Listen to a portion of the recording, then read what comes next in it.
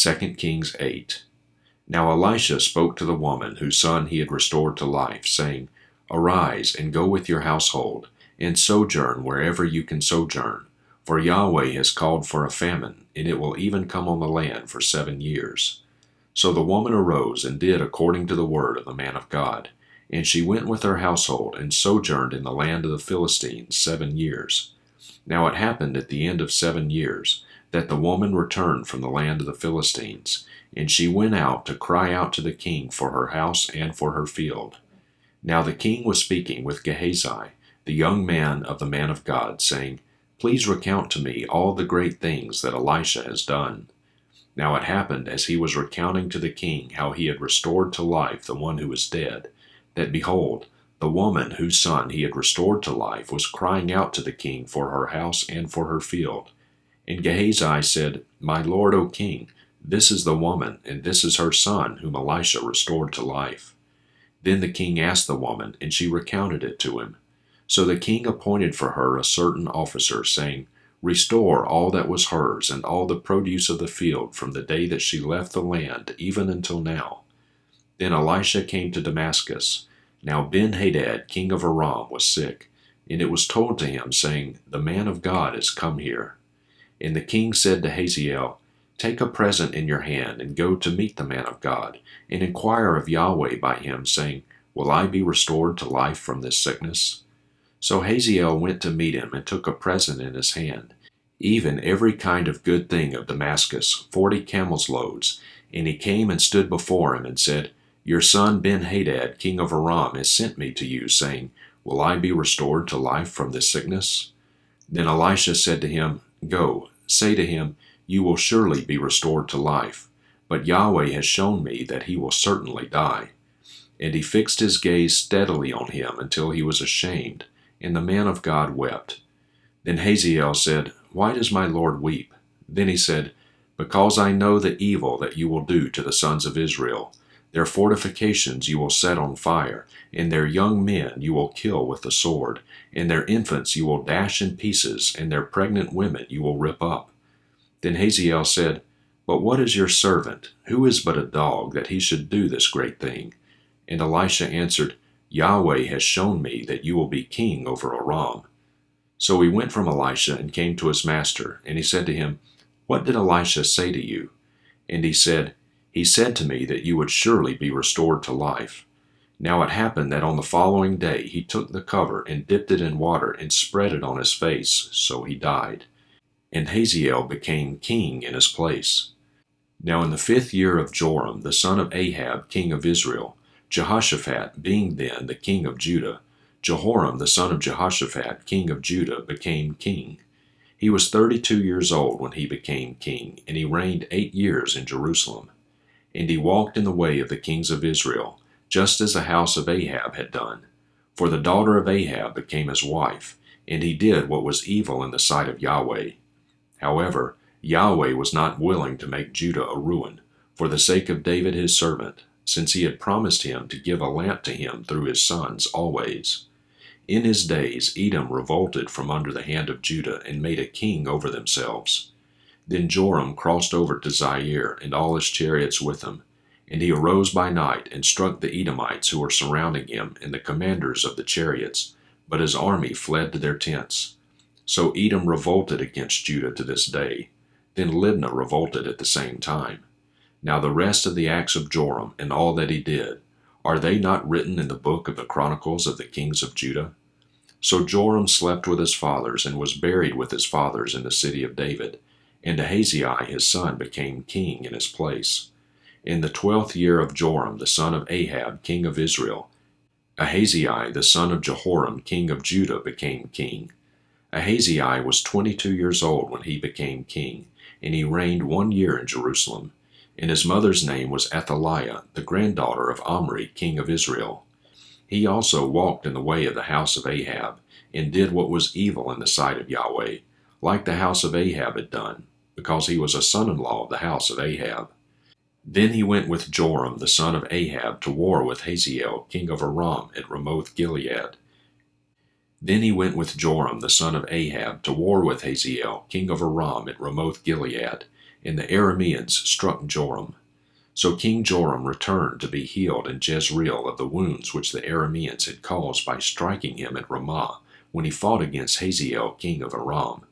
Then Ahaziah the son of Jehoram king of Judah went down to see Joram the son of Ahab in Jezreel, because he was sick. 1 Timothy 5. Do not sharply rebuke an older man, but rather plead with him as a father, to the younger men as brothers, the older women as mothers, and the younger women as sisters, in all purity. Honor widows who are widows indeed.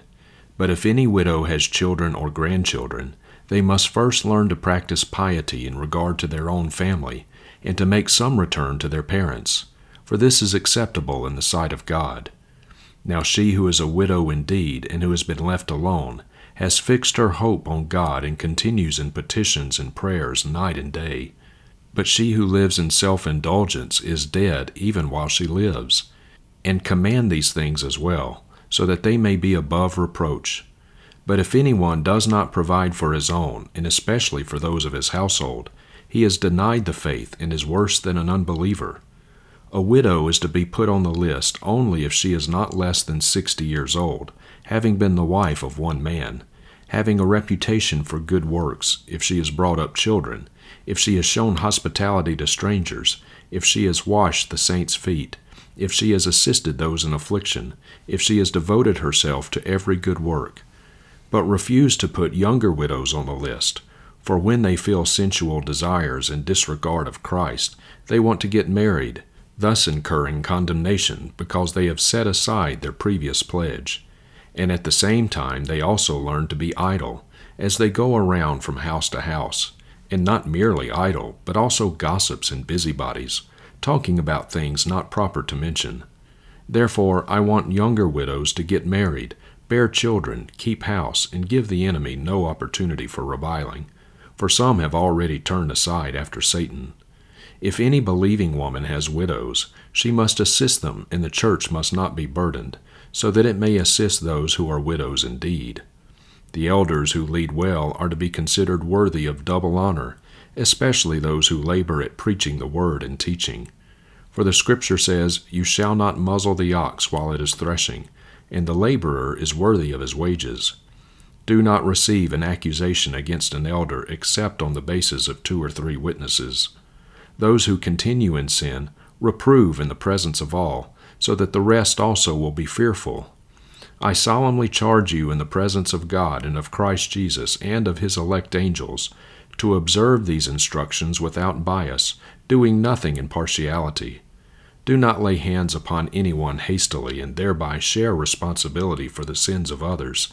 Keep yourself pure. No longer drink water only, but use a little wine for the sake of your stomach and your frequent ailments. The sins of some men are quite evident, going before them to judgment.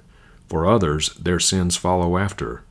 So also good works are quite evident, and those which are otherwise cannot be concealed.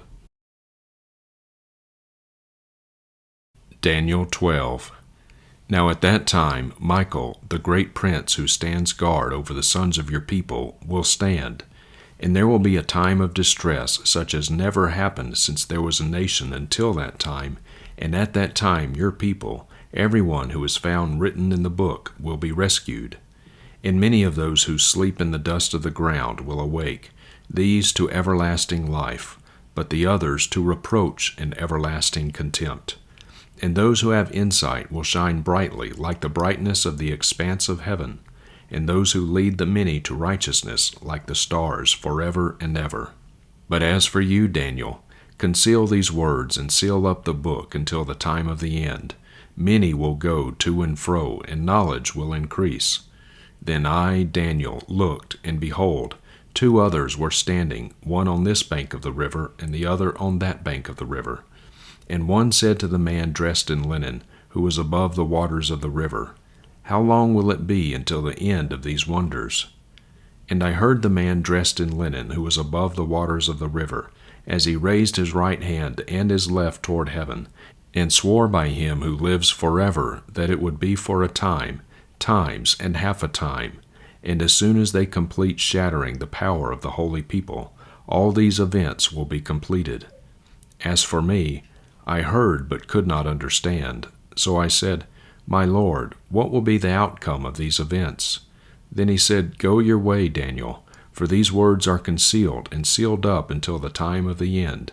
Many will be purged, purified, and refined, but the wicked will act wickedly, and none of the wicked will understand, but those who have insight will understand. But from the time that the regular sacrifice is abolished and the abomination of desolation is set up, there will be 1,290 days.